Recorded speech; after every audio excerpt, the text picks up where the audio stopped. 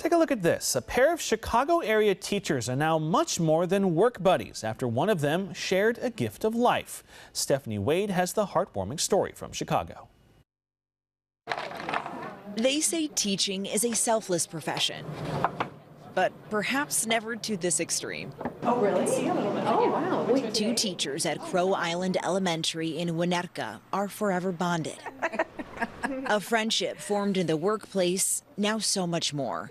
When Allie Szynski's husband Brad entered kidney failure and desperately needed a transplant, art teacher Lillian Johnston didn't hesitate to test if maybe she was a match. Lillian was one of the first people who did it. And I remember coming into school the next day and she said, Allie, I filled out that form. And I was like, oh, thank you so much. About 11 years ago, I was in a situation where I almost lost my life. And I remember thinking about my kids growing up without mom. And so that's where my mind went.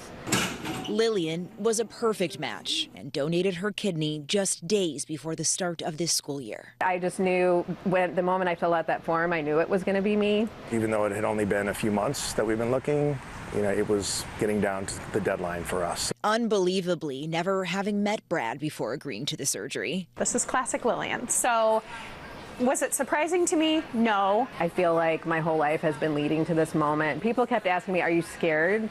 And I never felt scared. I always felt calm about it, excited. Now, this story is incredible on its own, but the procedure itself was also monumental as Brad underwent an awake kidney transplant at Northwestern Memorial Hospital. What it is basically not having to intubate or put somebody under general anesthesia for a kidney transplant, which is pretty remarkable given that we're the only place in the country that's doing this.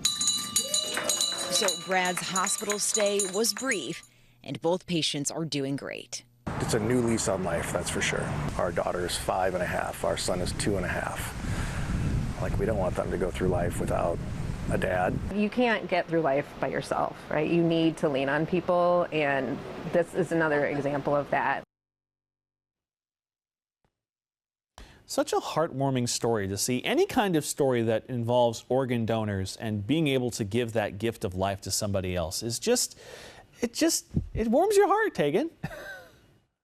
Yeah, it absolutely does. And to, watch and listen to that story, to know that that friendship formed out of being teachers together, formed into a life-saving surgery for her husband. And, now that family, is even closer because they probably feel like they gained a family member in her. Yeah, no, that's no kidding. But it also kind of heightens the awareness of the fact that people are still on the organ donor list.